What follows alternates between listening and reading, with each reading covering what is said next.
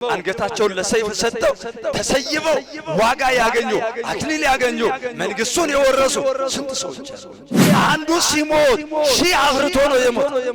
ትናንትና ለጨለማ ስራ ለጨለማ ህይወት ሲጋደል ሲሞት ደሙን ሲያፈስ የነበረውን ለእውነት እንዲሞት ለእውነት መስዋዕትነት እንዲከፍል ለእውነት ዋጋ እንዲከፍል አደረጉ። ትሕትናን የሚቃወሙ እውነትን የማይወዱ ክርስቶስን የማይወዱ እውነተኛውን የክርስቶስን ቃልና አስተምሮ የማይቀበሉ ሰዎችን ተኩላ ብሏቸዋል ክርስቶስ።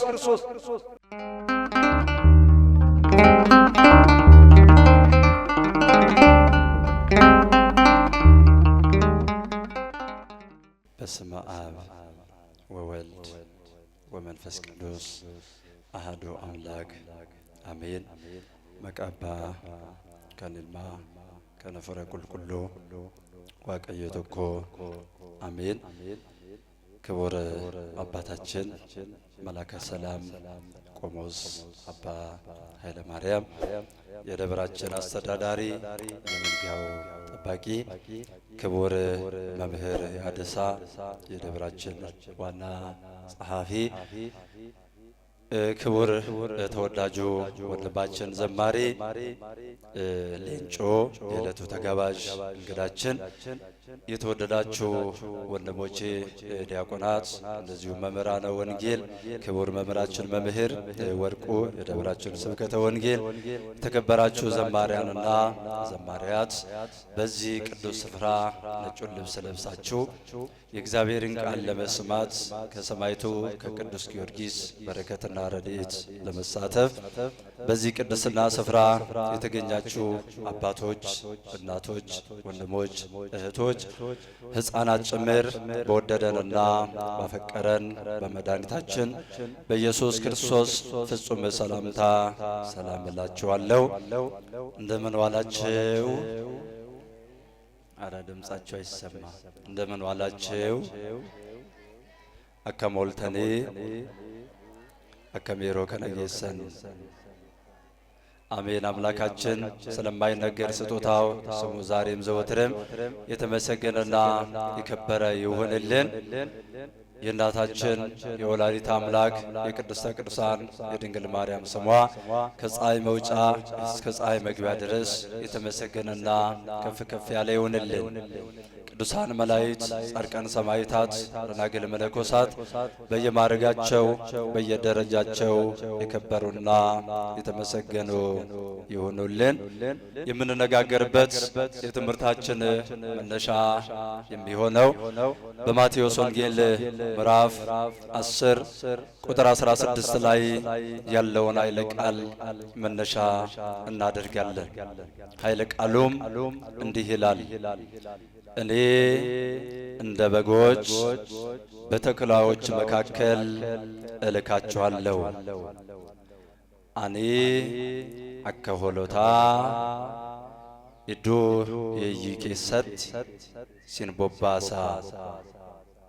እኔ እንደ በጎች በተኩላዎች መካከል እልካችኋለሁ።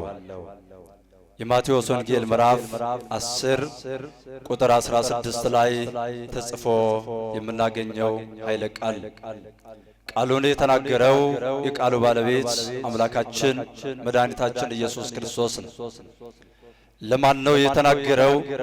ለደቀ መዛሙርቱ ለሐዋርያት ለአገልግሎት ከጠራቸው በኋላ ምን መያዝ እንዳለባቸው፣ የት እንደሚሄዱ፣ በሚሄዱበት ስፍራ ደግሞ ምን አይነት እንደሚገጥማቸው አስቀድሞ ነግሯቸዋል። ሳይነግራቸው አላካቸው። የተመረጡበትንም ዓላማ በደንብ ገልጾ አስተምሯቸዋል። ወደ ስፍራ ሄደው እንደሚመለሱ፣ ምን እንደሚሰሩ፣ እዛ በሚሄዱበት ስፍራ ላይ ምን አይነት ሰዎች ሊገጥሟቸው እንደሚችሉና ምን አይነት ፈተና እንደሚገጥማቸው አስቀድሞ በትምህርት ጊዜ በስነ ስርዓት ነግሯቸዋል። ሐዋርያትን ይህንን ሐሳብና ይህንን መልእክት ይህንን ቃል ሰምተው ወደ ኋላ አላፈገፈጉም። ለምን ተልከው የሚሄዱበት ስፍራ ጥሩም ይሁን አይሁን ከተመለሱ በኋላ የሚያገኙት ነገር የተሻለ ስለሆነ ከሁሉም በላይ የሚበልጥ ስለሆነ በመጀመሪያ የላካቸው ማን እንደሆነ ስላወቁ ምንም ይሁን እግዚአብሔር አምላክ የሰው ልጅ ወደ ጥፋት አይልክም፣ እንዲጎዳ አይልክም፣ እኛ እንድንከስር አይፈልግም። በአጠቃላይ እግዚአብሔር በስጋም ይሁን በነፍስ እንድንጠቀም እንጂ እንድንጎዳ አይፈልግምና ያሰበው ዋቀዮ ጎፍታን ኬኛ ኢየሱስ ክርስቶስ ዱካቦታ ኢሳይና ፍለቴ ቦዳ ገረመከደሙ ደንዳን ማለከ ወጀቹ ደንዳን በከደመንት ማለከ ኢሳን ቁነሙ አቺ ዮዴ በእንስሙ ማለከ አርገቹ ደንዳን ስርት ሁበቺሴ በርሲሴ ጅር ገሩ ስነን እርገ ከንጀዴን ገረየዩ ጅረኒት akka bineessaa akka waraabessaa gara nama nyaataniitti isaan ergaa jira. Garuu iddoo sun kan mijate yaa ta'u kan namatti hin tolle yaa ta'u garuu duukaa bu'oonni achi deemuu isaanii hin dhiisin. Yaa gooftaa achi yoo deemne kan nu qunnamu ركنا كناتي نو إندم ننجن بك إنسان أججمي ديماني جرا بك إنسان إرجت تولج أني إشير أني ديماني جرو مالي أفويني أشي يودي بأن مال أكا أرجتان سرت بير يكذابير لجوج እኛ ተልከን ስንመለስ ቤተሰቦቻችን ሲልኩን ምን እንደሚሰጡን ይነግሩናል። ልጄ ሆይ እዚህ ስፍራ ሱቅ ሄደና እዚህ ስፍራ እንደዚህ አይነት ቃይዘና ስትመጣ ይህንን ነገር አደርግልሃለሁ፣ ይህንን እገዛልሃለሁ፣ እንደዚህ አይነት ሰርቼ እጠብቅሃለሁ፣ ስለዚህ ሄደና ይሉናል።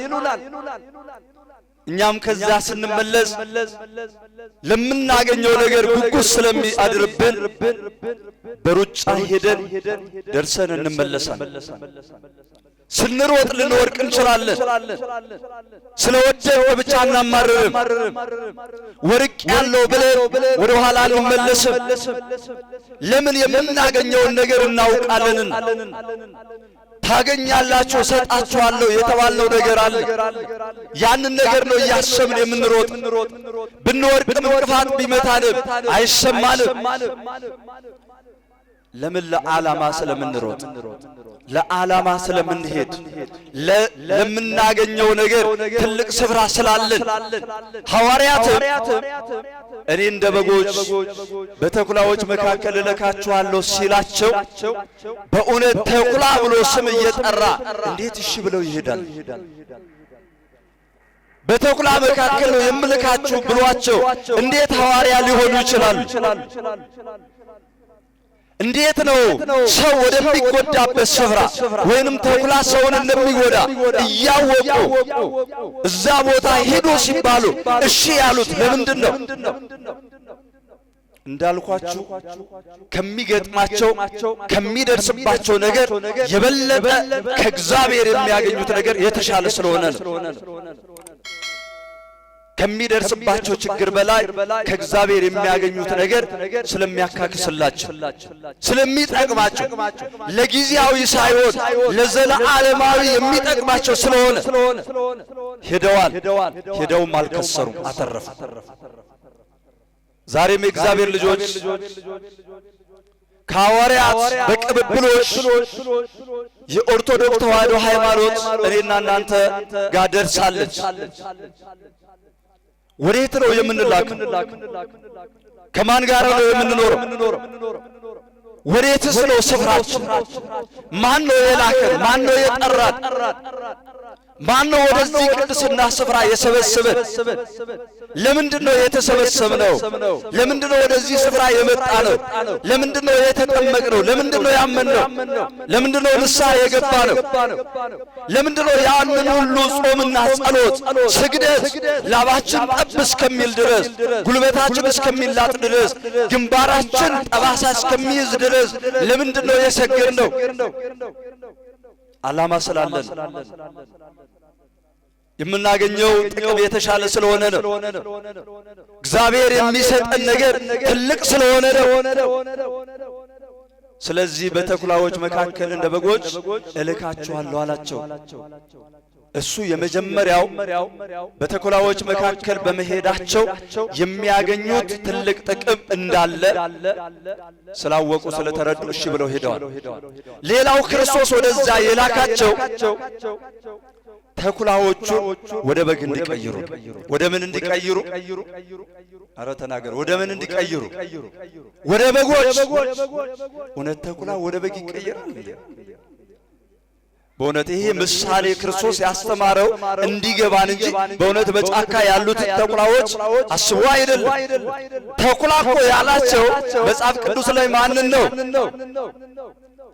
እውነትን የሚቃወሙ ሰዎች፣ ፍቅርን የሚቃወሙ ሰዎች፣ ትሕትናን የሚቃወሙ፣ እውነትን የማይወዱ፣ ክርስቶስን የማይወዱ፣ እውነተኛውን የክርስቶስን ቃልና አስተምሮ የማይቀበሉ ሰዎችን ተኩላ ብሏቸዋል ክርስቶስ።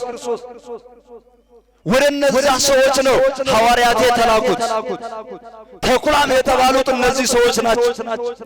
እነዚህን ተኩላዎችን እንዲቀይሩ፣ እንዲለውጡ፣ እንዲያስተምሩ፣ ወደ በግ እንዲሆኑ። ለምን? በግ የዋህ ናትና። በጎቹን በየት ያቆማል ነው ያለው ወንጌል። በጎችን በየት ያቆማል? በቀኝ። ፍየልን በየት? በግራ። አስቡት። በጎች እንዲሆኑ ማለት በቀኝ መቆም እንዲችሉ።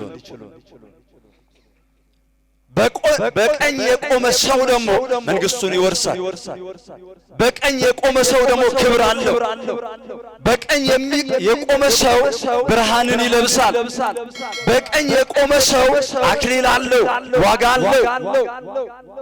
ያንን አክሊል፣ ያንን ዋጋ፣ ያንን ብርሃን፣ ያንን መንግስቱን ለማግኘት ነው እነዛ ሐዋርያት ወደ ተኩላዎች መካከል እንዲሄዱና እነዛ ተኩላ የተባሉትን ክፉዎችን፣ ኢአማንያንን፣ ክርስቶስን የሚቃወሙ፣ እውነትን የሚጠሉ፣ ፍቅርን የሚጠሉ፣ ትሕትናን የሚጠሉ፣ በጎነትን የሚጠሉ፣ ሁልጊዜ ክፋትን እንደ ጽድቅ የሚቆጥሩ ሰዎችን እንዲያስተምሩና ከግራ ቁመት ወደ ቀኝ ቁመት እንዲቀይሩ፣ ከክፋት ወደ በጎነት እንዲመልሱ፣ ከጥላቻ ወደ ፍቅር እንዲመልሱ፣ ከመገፋፋት ወደ መደጋገፍ እንዲመልሱ፣ ከጨለማ ሕይወት ወደ ብርሃን እንዲመልሱ ሐዋርያትን ልኳል ክርስቶስ። ዛሬም እኔና እናንተ ክርስቲያኖች እግዚአብሔር የላከን መልእክተኞች ነን። እኛስ እንዴት ነው? ከጨለማ እያወጣን ነው ወይንስ ወደ ጨለማ? ወይንስ ከክፋት ወደ በጎነት እያመጣን ነው? ወደ ክፋት እየወሰድን ነው? ወደ እውነት እየተጠጋን ነው ወይንስ ከእውነት እያራቅን ነው? ወደ ፍቅር እያመጣን ነው ወይንስ ወደ ጥላቻ እየሄድንና እየገፋን ነው? እውነትን እየተቀበልን ነው ወይንስ እየተቃወምን ነው? እንደ ኢያኔስና እንደ ኢያንበሬስ በመጽሐፍ ቅዱስ እኮ የተጻፉት ኢያኔስና ኢያንበሬስ የሚባሉት እነዚህ ሁለቱ ሰዎች ሙሴ እውነትን ስለተናገረ ለእስራኤላውያን ሕዝብ የሚጠቅመውን፣ የሚረባውን፣ የሚበጀውን ነገር ስላስተማረ ኃጢአት እንዳይሰሩ፣ በደል እንዳይሰሩ፣ ከእግዚአብሔር እንዳይጣሉ፣ እግዚአብሔር በመዓትና በቁጣ እንዳይቀስፋቸው ስላስተማረ፣ ስለመከረ፣ ስለገሰጸ፣ ስለተቆጣ ኃጢአተኛውን በፊት ለፊት አንተ ኃጢአት ሰርተሃል፣ ታጠብ፣ ንስሐ ግባ፣ የዋሸውን አንተ ዋሽተሃል፣ ከውሸትህ ተመለስ፣ ወደ ጨለማ ሕይወት የሚሄደውን ተው፣ ይሄ ጨለማ መንገድ አያዋጣም፣ ተመለስ፣ ወደ ብርሃንና ወደ ክፋት የሚሄደውን ተው፣ ይሄ ክፋት አይጠቅምም፣ ለአንተም ይሁን ለልጅህም ለቀጣዩም ትውልድም አይጠቅምም፣ ተመለስ ወደ በጎነት። እግዚአብሔር የሚወደው በጎነትን ነውና መልካምነትን ነውና ጥሩ መሆን ነውና ንጽህናና ቅድስና ለብሶ መኖር ነውና በብርሃን መመላለስ ነውና ለዛ ነው ክርስቶስ ወደዚህ ዓለም በሥጋ ማርያም ከተገለጠ በኋላ በብርሃን ተመላለሱ፣ ብርሃን ሳለላችሁ በብርሃን ተመላለሱ። በብርሃን የሚመላለስ ሰው እንቅፋት አይመታውም፣ ድንጋዩን እያየ ይሄዳል። በጨለማ የሚሄድ ደግሞ ይወርቃል፣ ድንጋይና ጉድጓዱን ማየት ስለማይችል። ብርሃን የተባለው ክርስቶስ ነው። በክርስቶስ ተመላለሱን፣ በክርስቶስ እመኑ ነው፣ እውነትን ተቀበሉ ነው፣ በወንጌል ቃል ኑሩ ነው። ወንጌል ፍቅር ነው፣ ወንጌል ሰላም ነው፣ ወንጌል ትሕትና ነው፣ ወንጌል አብሮ መብላት አብሮ መጠጣት ነው። ወንጌል መደጋገፍ ነው። ወንጌል መስማማት መደማመጥ ነው። ወንጌል መከባበር ነው። ወንጌል አንዱ ለአንዱ ራስን አሳልፎ መስጠት ነው። ወንጌል የወደቀን ማንሳት፣ ወንጌል ያዘነን ማጽናናት ነው። ወንጌል ተስፋ የቆረጠው ተስፋው እንዲለመልም ማጽናናት፣ መምከር፣ መደገፍ፣ መርዳት በሚችለው አቅም ሁሉ ከራሱ አስበልጦ ባልንጀራውን መውደድ እንዳለበት የሚገልጽ ነው ወንጌል። ስለዚህ ክርስቶስ እነዚህ ሐዋርያትን ሲልካቸው ተኩላ ባህሪያቸው፣ ስራቸው፣ ተግባራቸው፣ ድርጊታቸው፣ አስተሳሰባቸው፣ አመለካከታቸው፣ የዕለት ተዕለት ሕይወትና ኑሯቸው ተኩላ የተኩላ ጠባይና የተኩላ ባህሪ ያላቸውን ሰዎች ወንጌልን እንዲያስተምሩ ላካቸው። ሐዋርያትም እሺ ብለው ሄዱ። ብዙዎችን በተኩላ ጠባይ ሲኖሩ የነበሩትን የክርስቶስ ልጆች አደረጉ። ገዳይ የነበረውን ሟች አደረጉ። አሳዳጅ የነበረውን ራሱ ስለሆነ የሚሰደድ ሰው አደረጉ። ትናንትና ለጨለማ ሥራ ለጨለማ ሕይወት ሲጋደል ሲሞት ደሙን ሲያፈስ የነበረውን ለእውነት እንዲሞት ለእውነት መሥዋዕትነት እንዲከፍል ለእውነት ዋጋ እንዲከፍል አደረጉ።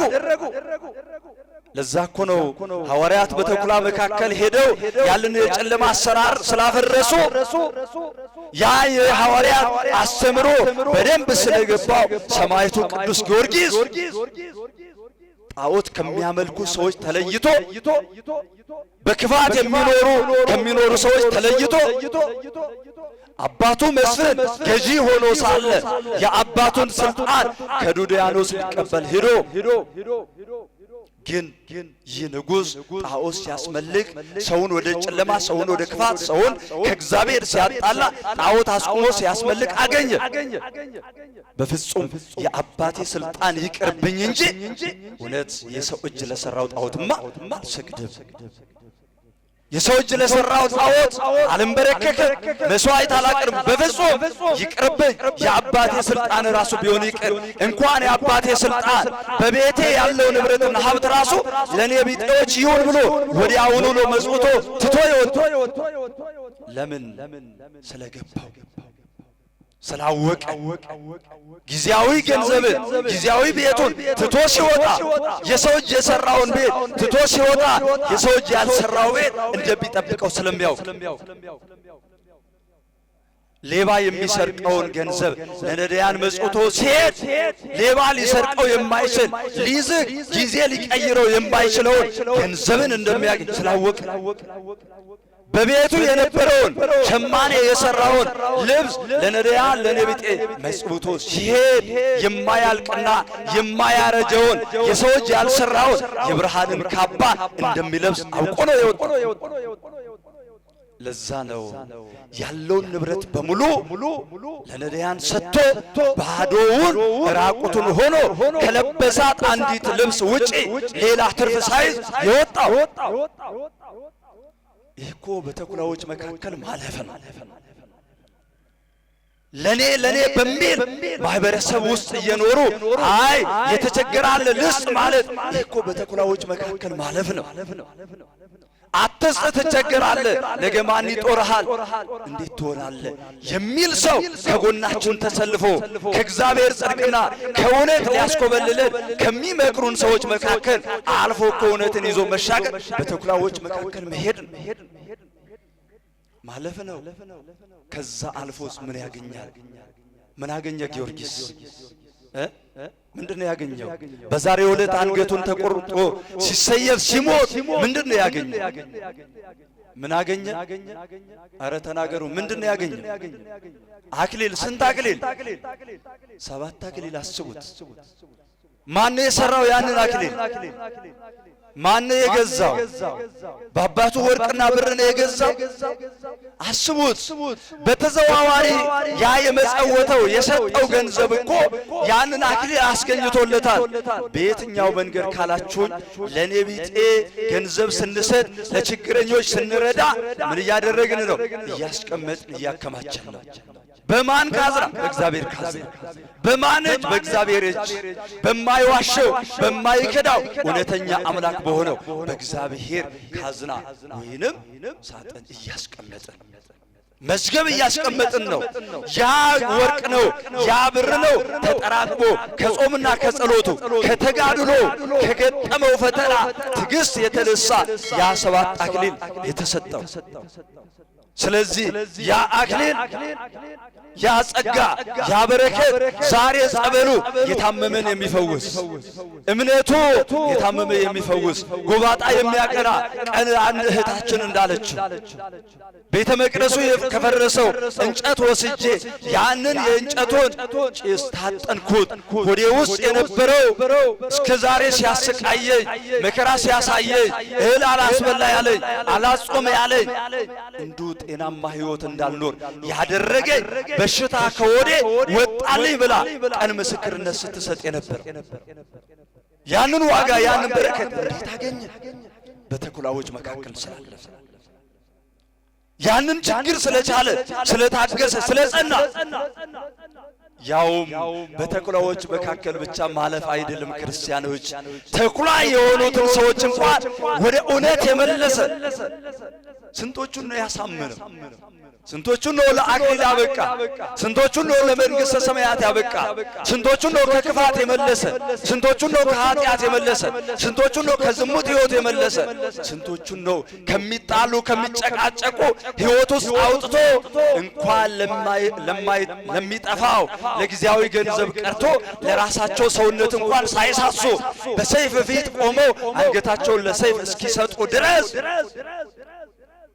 ዋጋ እንዲያገኙ ያደረገ በተኩላዎች መካከል አልፎናል።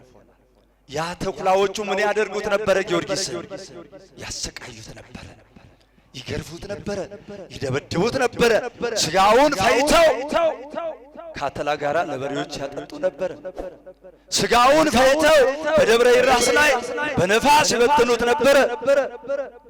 ሰውነቱን ቆራርጠው ለአሞራ ይሰጡ ነበረ። አጥንቱን ከስክሰው ይበትኑት ነበረ። ስጋውን እየቆራረጡ በመጋዝ እየቆረጡ በመንኮራኩር እየፈጩ በችንካር እየቸነከሩ በእሳት እያቃጠሉ ምን ያላደረጉት ነገር አለ? ተኩላዎች። የተኩላ እኮ ጠባይ ይሄ ነው። ግን እነዛ ከሚያሰቃዩት ዋጋ ካስከፈሉት ሰዎች ግን እግዚአብሔር ልጆች ገድሉን ስታዩት አብዛኞቹን ታሪካቸውን ቀይሮ ለካኛ ትናንትና እውነትም ተኩላዎች ነን ብለው ራሳቸውን ማየት እንዲችሉ ለካኛ ትናንትና እንደዚህ አይነት ሰዎች ነበር ነው እስኪሉ ድረስ ታሪካቸውን ቀይሮ ከጊዮርጊስ አስቀድመው አንገታቸውን ለሰይፍ ሰጥተው ተሰይበው ዋጋ ያገኙ አክሊል ያገኙ መንግስቱን የወረሱ ስንት ሰዎች አሉ።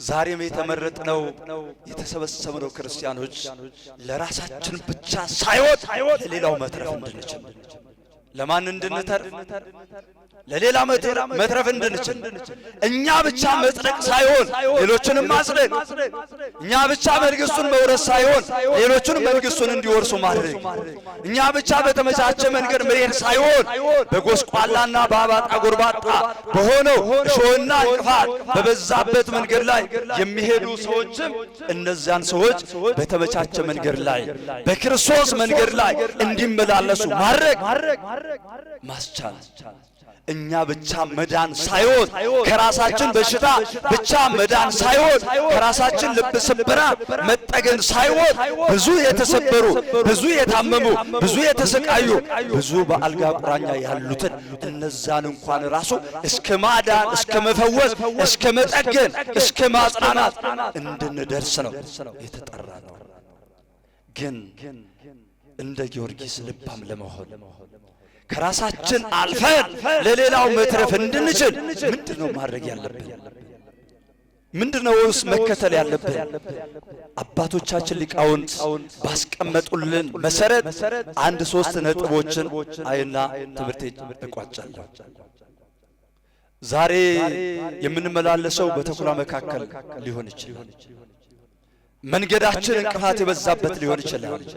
ኑሮአችን አባጣ ጎርባጣ ሊሆን ይችላል። ሕይወታችን እሾህ የበዛበት ሊሆን ይችላል። በሕይወታችን ውስጥ ብዙ እንቅፋቶች፣ ብዙ ወጥመዶች፣ ብዙ ችግሮች የተደራረቡ ሊሆን ይችላል። ግን ከጊዮርጊስ በላይ አንፈተንም። ከሐዋርያት በላይ መከራ አንቀበልም። ክርስቶስ ለኔና ለናንተ ከከፈለው ዋጋ በላይ አንከፍልም። ሩቡን እንኳን አንከፍልም። ግንስ በተኩላዎች መካከል ስንሄድ ግን ምን አይነት ሰዎች መሆን አለብን? አባቶች ሊቃውንት ሐዋርያትን በተኩላዎች መካከል ሲልክ እንዴት አይነት ምክር ነው የመከራቸው? ምን መምሰል አለባቸው? ምን መሆን አለባቸው? የሚለውን ክርስቶስ ከተናገረው ቃል አንጻር አባቶች ለኔና ለናንተ ሕይወት እንዲሆነን ያስቀመጡልን አንድን ከምድር አራዊት አንዱን አነሱና ምን አሉ? እባብን አመጡ። አስቡት፣ እንደ እባብ ብልህ ሆኑ አሉ። በተኩላዎች መካከል አልፋችሁ ራሳችሁን አድናችሁ ሌላውን ማዳን እንድትችሉ እናንተ ከውድቀት አልፋችሁ የወደቀውን ማንሳት እንድትችሉ እናንተ ጨለማውን ተሻግራችሁ በጨለማ ያለውን ወደ ብርሃን ማውጣት የምትችሉት እንደ እባብ ብልህ ስትሆኑ ልባም ስትሆኑ ነው አሉ አባቶች ሲያስቀምጡ። የእባብ ብልህነቱ ምንድነው? እባብ ውሃ ሊጠጣ ሲሄድ መቼም ምላሱ ላይ ምን አለ? ምላሱ ላይ ምን አለ? አረ ተናገሩ ክርስቲያኖች፣ አላችሁ የላችሁም? አላችሁ አይደል? እሺ ካላችሁ እባብ ምላሱ ላይ ምን አለ? ምን አለ? መርዝ አለ። መርዙ ይገላል አይገላል? ይገላል አይደል? እሺ በኋላ ላይ ደግሞ ስጠይቃችሁ አይደለም እንዳትሉኝ። እሺ አሁን በእባቡ ተስማምተናል። እባብ ምላስ ላይ መርዝ አለ። ያ መርዝ ደግሞ ይገላል። ሌላውን ብቻ ሳይሆን ከጥንቃቄ ጉድለት የሚጓዝ ከሆነ እባቡ የሚኖር ከሆነ ማንንም ይገላል፣ ራሱንም ይገላል። አስቡት። ያ በምላሱ ላይ ተሸክሞ የሚሄደው መርዝ ሌላውን ብቻ ሳይሆን ራሱንም ይጎዳል። ግን እባብ ራሱን የማይጎዳው ብልህ ስለሆነ ምን ስለሆነ? ልባም ስለሆነ። ለምን? ውሃ ሊጠጣ ሲፈልግ አስቀድሞ መርዟን ደረቅ ቦታ ላይ እንትፍ ብሎ ቁጭ አድርጓት ነው የሚሄደው። ከዛ ውሃውን ይጠጣል፣ ተመልሶ መርዙን ይዞ ይሄዳል። ከዛ የሚፈልገውን ነገር ያደርጋል። አስቡት፣ ራሱን ለማዳን ራሱን እንዳይጎዳ ሕይወቱን እንዳያጣ እንዳይታመም እንዳይጎሰቆል በራሱ ላይ መከራ ክፋት እንዳይደርስበት አስቡት ምን ያክል እንደሚጠነቀቅ። ሌላውን ለመንደፍ መርዙን በመላሱ ላይ ይዞ ይሄዳል። ራሱን እንዳይጎዳ ግን መርዙን አስቀምጦ የሚፈልገውን ውሃ ይጠጣል። ይሄ አንደኛው የእባብ ብልህነት ልባምነት ነው። ዛሬ በሰዎች ምላስ ላይ ምን አለ? በእኔና በእናንተ ምላስ ላይስ ያለው ምንድነው? መድኃኒት ነው ምንድነው? እስቲ አስቡት። በእባብ ምላስ ላይ ባለው መርዝ ብዙ ሰው ተነድፎ ሞቷል።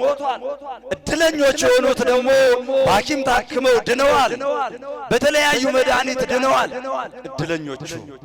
ግን ሌሎቹ ደግሞ በዚህ እባብ መርዝ የተነሳ ሞተዋል።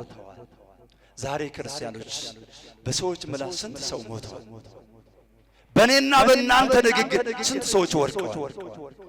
ከሰው ምላስ በተነሳ በወጣው መርዝ ስንት ሰው ዋጋ ከፍሏል። ከሰው አንደበት በወጣው መርዝ የስንት ሰው ትዳር ፈርሷል። ከሰው ምላስ የተነሳ መርዝ የስንቱ ሕይወት ተበጥብጧል። ከኔና ከናንተ በወጣው መርዝ የስንቱ ሰው ሕይወት ተሽመድመዷል።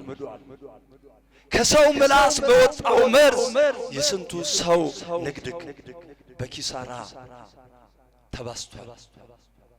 ከሰው አንደበት በወጣው ምላስ ሀገር ምን ሆናለች? ከሰው ምላስ በተነሳ እንዴት እየኖርን ነው? ከኔና ከናንተ አንደበት በሚወጣው ንግግር የተነሳ እየተኛን እያደርን ነው? እረፍት እያገኘን ነው? ሰላም አለን ወይ? ጥሩ እንቅልፍ እየተኛን ነው ወይ? አልጋችን ተመችቶናል ወይ? ትራሱ ተመችቶናል ወይ? ስንወጣ ስንገባ እውነት በኮንፊደንስ በእውነት ከልባችን ያለ ስቀቀን ያለ ፍርሃት ነው ወይ? ያ ሁሉ የመጣው በምንድን ነው? አስቡት። ግን ታዲያ ለምንድን ነው ራሳችን ተናግረን ለራሳችን በሽታ የምንሆን? ለምንድን ነው ከራሳችን ምላስ የወጣው ለሕይወታችን ስጋት የሚሆን? ለምንድን ነው ከሰው ልጅ አንደበት የወጣው ሀገርን የሚያበላሸው? ለምንድን ነው ከሰው አንደበት የወጣው መርዝ ሀገርን እንደሚያተራምሰው ሕይወታችን እንደሚያደርገው የሰውን ትዳር እንደሚያደርገው የሰውን ሥራ የሚያጎሳቁለው ሕይወትን እንዲህ የሚያደርገው የሚያበላሸው ለምንድን ነው? ያ ከአንደበታችን የወጣው መርዝ ሌላውን ብቻ አይደለም የጎዳው፣ ክርስቲያኖች እኔና እናንተንም መልሶ እየጎዳን። አልጎዳንም? አልተጎዳንበትም? ያ እሳቱ እኛን አላገኘንም? ያ በሽታ እኛን አላሳመመንም? ያ እንቅፋት እኔና እናንተን አልጣለንም? ያ ቁስል፣ ያ በሽታ፣ ያ ሰላም ማጣት፣ ረፍት ማጣት እያንዳንዱ ሕይወት ውስጥ አልተከሰተም? አልታየም? ታዲያ ለምንድን ነው እንደ እባብ ብልህ ሆነን መርዙን ለምንድን ነው አውጥተን የማንጥለው? በሕይወት ለመኖር እባቡ እኮ ላለመሞት ነው መርዙን አውጥቶ ደረቅ ቦታ አስቀምጦ ውሃ ሊጠጣ ይሄድ። ውሃ ካልጠጣ ይሞታል። እኔና እናንተ ደግሞ እግዚአብሔርን መስማት ካልቻለን፣ ቃሉን መብላትና መጠጣት ካልቻለን እንሞታለን፣ ሕይወት አናገኝም። ታዲያ የእግዚአብሔርን ቃል ለመስማት ለመማር ሕይወት ለማግኘት መንግሥቱን ለመውረስ ደግሞ እንዴት ቂም ይዘን ተንኮል ይዘን እንዴት ቃሉን ጠጥተን በልተን እንዴት ሕይወት እናገኛለን? እንዴት ሰላም እናገኛለን? እንዴት ረፍት እናገኛለን? እንዴት አንድ መሆን እንችላለን? አይቻልም። ለዛ እኮ ነው ስንወጣ ስንገባ የምንሳቀቀው የምንፈራው የምንሸበረው ማንን ነው? የራሳችን ጥላ እንኳን እስከ ማመን እስከሚያቅተን ድረስ የደረስ ነው። ግን ዛሬ ሐዋርያትን በተኩላ መካከል ሲልቅ እንደዚህ አይነት ብልህነትን ይዘው እንዲሄዱ ይዘው ሄደው ማርከው ተመልሰዋል። ተማርከው አልቀሩም። እዛው ሐዋርያት አድነው ተመለሱ እንጂ እነሱ ታመው አልተመለሱ። ሐዋርያት ወርቀው አልቀሩም፣ ወርቀው ሰውን አነሱ እንጂ። እንደ እህል መሬት ወርቆ አፈር ውስጥ ገብቶ በስብሶ ስንት ሆኖ ይወጣል? አንድ ሆኖ አይወጣም አይደል? ብዙ ሆኖ ይወጣል። ሐዋርያት አንዱ ሲሞት ሺህ አፍርቶ ነው የሞት። ቅዱስ ያዕቆብ በመሞቱ፣ ቅዱስ ጴጥሮስ በመሞቱ፣ ሌሎቹም ሐዋርያት በመሞታቸው በመሰየፋቸው፣ ሰማዕቱ ቅዱስ ጊዮርጊስ አንገቱ በመቆረጡ በሺህ የሚቆጠሩ አማኞችን ተክቶ ነው አፍርቶ። ለምን? እንደ እባብ ብልህና ልባም ሆኖ ስለተጓዘ። ሌላው የእባብ ብልህነቱ ምንድነው ካላችሁኝ፣ አንድ የሚወዳት ሕፃን ልጅ ዕፀ ዘዌ የምትባል ምን አልኳችሁ? ዕፀ ዘዌ የምትባል አለች።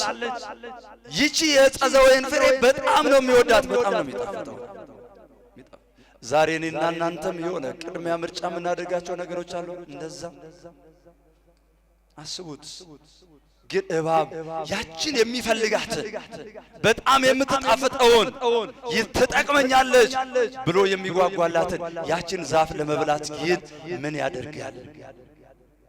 ጥላው ደግሞ የዛች የእጹ ጥላ ሰውነቱ ላይ ካረፈ ይደክማል፣ መሮጥ አይችልም፣ መንቀሳቀስ አይችልም። አስቡት። ዛሬም እኮ ክርስቲያኖች የኃጢአቱ ጥላ፣ የበደሉ ጥላ፣ የክፋቱ ጥላ፣ የሌሎችም የዘረኝነቱ ጥላ በላያችን ላይ ስላጠላ መራመድ አቃተን፣ ማደግ አቃተን፣ ማንሰራራት አቃተን፣ ንስሐ መግባት አቃተን፣ ሥጋው ደግሞ መቀበል አቃተን፣ መስማማት አቃተን፣ አንድ መሆን አቃተን። የምንጸልየው ጸሎት ቅድመ እግዚአብሔር ደርሶ መልስ ማምጣት አቃተው። ለምን? የኃጢአቱ ጥላ በእኛ ላይ አርፏልና አደከመን። ቀና እንዳንል አይምሮአችንን ሕሊናችንን ሰብስበን መጸለይ እንዳንችል፣ ማስቀደስ እንዳንችል፣ ማገልገል እንዳንችል፣ መቁረብ እንዳንችል፣ በአብሮ መኖር እንዳንችል የኃጢአቱ ጥላ አጠላብን። ከዛ ምን አደረገ? አይምሮአችን ተከፋፈለ። እንዴት ሆኖ ሐሳብን ሰብስቦ መጸለይ ይቻላል? እንጸልያለን፣ እንገለብጣለን። ስንጨርስ እኮ ምን እንደጨረስን አናውቀው። ዘለን ተራምደን እዛ የደረስን ይመስለናል። እንደገና ተመልሰን እንጀምራለን። በእንደዛ አይነት ሕይወት ጸሎት እያደረግ እንዴት ነው ታዲያ መልስ የምናገኝ? እንዴት ነው እሳቱ የሚጠፋው? እንዴት ነው ጎደሎ የሚሞላው? እንዴት ነው የጠመው የሚቀናው? እንዴት ነው በአይናችን ላይ የሞላው እንባ ሊታበስ የሚችለው? እንዴት ነው እንኳን ለሌላው መትረፍ ራሳችን ማዳን የምንችለው? እንኳን ሌላውን ወደ መንግሥቱ ማስገባት ማግባት ቀርቶ መንገድ ማሳየት ቀርቶ እኛ እንኳን ሄደን ወደ አሰብነው ወደ አቀድነው ስፍራ መድረስ የምንችለው አይቻልም። እባቡ ግን ያችን ዛፍ ፍሬዋንም ሳያጣ ራሱንም ሳይጎዳ ምን አድርጎ ተጠቀመ? አስቡት። እንዲህ ይላል መጽሐፍ፣ ዕፀ ዘዌ ጥላው ካረፈበት ስለሚጎዳ ምን አደረገ? ጠዋት በምስራቅ በኩል ሆኖ ፍሬዋን ይበል። ጥላዋ ያገኘው ጠዋት በምስራቅ በኩል ሆኖ ያቺ ፍሬዋን ይበል። ማታ ደግሞ በምዕራብ ሆኖ ፍሬዋን ይበላል። ጥላዋ ያገኘው ልባም የእግዚአብሔር ልጆች፣ ኃጢአት በዚህ ሲመጣ እናንተ በዚህ ሂዱ፣ እለፉት። ክፋት በዚህ ጆሮአችሁ ሲመጣ ተዉት። የኛው ጆሮአችሁ ቃሉን ይስማ። የሆነ ሐሳባችሁ ወደማይሆን ስፍራ ሊገፋፋችሁ ይችላል፣ ወይን እንድትገፉ ሊያደርግ ይችላል። የምትወርቁበትን መረብና ወጥመድ አዘጋጅቶ ሊሆን ይችላል። ግን ያንን ተዉት፣ ተመለሱና በቀናው መንገድ ሂዱ። ያን ጊዜ ታተርፋላችሁ። ያን ጊዜ የምንፈልገውን እናገኛለን፣ ወደምንፈልገውም ስፍራ እንደርሳለን። ስለዚህ እግዚአብሔር ልጆች በተኩላዎች መካከል እንደ በጎች እልካችኋለሁ አለ። ሐዋርያት በተኩላ መካከል ተኩላ የተባሉት በክፋት፣ በኃጢአት፣ በተንኮል፣ በዘረኝነት፣ ጎጠኝነት፣ በተለያዩ ኃጢአት ይሄ ቀረሽ የማይባል ዛሬ የምንሰማው ዛሬ የምናየው ዛሬ በየሰፈራችን በየአካባቢያችን የሚደረጉት ነገሮችን በሙሉ የሚያደርጉ ተኩላ ተብለው ሌላውን ነጥቀው የሚበሉ ራሳቸው ግን መወፈር የሚፈልጉ ግን መጨረሻ ላይ ግን ለበዓል እንደተዘጋጀ ፍሪዳ የሚታረዱ ያውም ታርደው ወደ እሳት። አስቡት።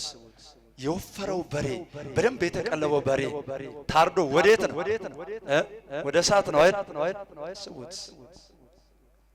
የኃጢአተኞች የበደለኞች በክፋት በኃጢአት የሚኖሩ ሰዎች መጨረሻቸው ምንም ያክል ይወፍሩ፣ ምን ያክልም ይመቻቸው፣ ምን ያክልም የድሎት የቅንጦት ሕይወት ይኑሩ፣ በኃጢአት ከሆነ ያ ድሎት የመጣው በክፋት ከሆነ ያ የመጣው መጨረሻ ላይ ለፋሲካ እንደታረደ በግና ዶሮ ወደ እሳት ነው። ስለዚህ እኔና እናንተ እንደ እባብ ብልሆች ሆነን በተኩላዎች መካከል ልናልፍ እንችላለንና ልንጓዝ እንችላለንና ወደ ኃጢአት የሚጠሩን ወደ ክፋት የሚጠሩን አስቡት። ኑ ወደ ጊዮርጊስ ቤተክርስቲያን ሄደን ቃሉን እንስማ ብሎ የጠራችሁ ሰው አለ? ኑ ካፌ ሄደን ሻይ እንጠጣ ያላችሁ ግን ብዙ ሰው አለ። ኑ እስቲ ሄደን እናስቀድስ ብሎ እስቲ ለቅዳሴ የጋበዛችሁ ሰዎችን እስቲ አስታውሱ። ግን ኑና እዚህ ቦታ ደርሰን ሻይ ቡና እንበል ያላችሁን ሰው ደግሞ ስልካችሁን ፈትሹ። አስቡት።